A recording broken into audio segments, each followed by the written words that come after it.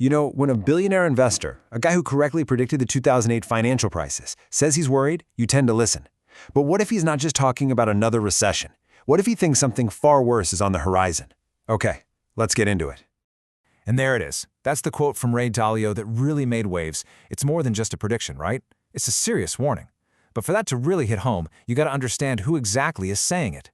So this is Ray Dalio. He's the founder of Bridgewater Associates, which is one of the biggest hedge funds in the world. But his reputation, his real credibility, comes from his track record. This is the guy who saw the 2008 financial crisis coming when a lot of others didn't. So yeah, when he sounds an alarm, it's probably a good idea to pay attention. So what exactly does he mean by worse than a recession? I mean, that sounds pretty bad. To unpack that idea, we first need to get on the same page about what a regular old recession even is. A recession, when you get down to the technical definition, is pretty simple. It's when the economy, which we measure by GDP, actually shrinks for 6 months straight. It's painful for sure. People lose their jobs, businesses go under, but it's a known thing. It's part of the economic cycle. What Dalio was talking about, he thinks it's not cyclical at all.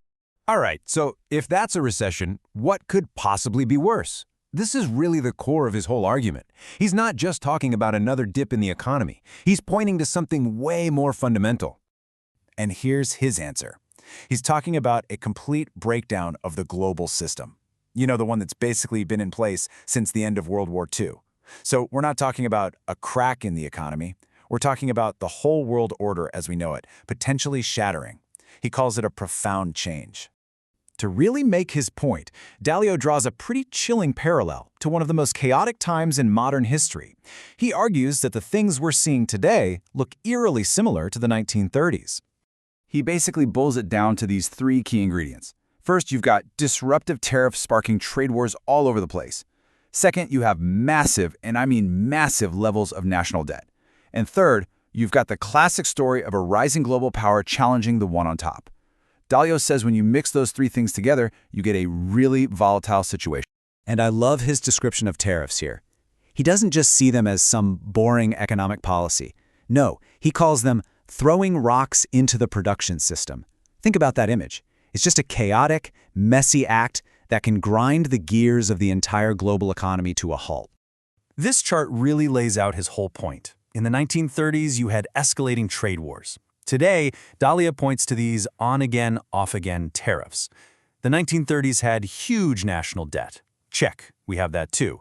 And just like new powers rose to challenge the old ones back then, well, we're seeing a very similar dynamic playing out on the world stage today. The parallel is pretty stark. Okay, so that's the theory, and it's a powerful one, you have to admit. But what does the hard data actually say? Let's pivot and look at the numbers to see if this historical parallel is really holding up. This is the big question, right? Is Dalio's historical comparison actually playing out in the real world, right now, or does the data tell us a different story? First up, let's talk about economic growth. The estimate for 2025 is 1.9% growth. Now, that's not exactly a boom, but the key thing is it's positive. The economy is still expanding, it's not shrinking like it would in a recession, let alone a depression. Next up, jobs. In 2025, the economy added about 584,000 jobs. On the surface, that sounds pretty good, right? More people working is always a good thing. But with all data, the context is everything. And here is that crucial context.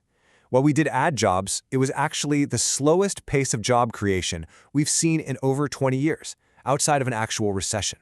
So what that really means is the job market is slowing down, and pretty significantly. It's a warning sign for sure. Looking ahead, projections for 2026 put the unemployment rate at around 4.5%.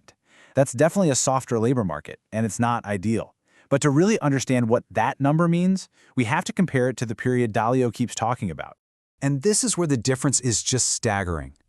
A projected unemployment rate of 4.5% is worlds away from the peak of the Great Depression. Back then, a full 25%. 1 out of every 4 workers was unemployed.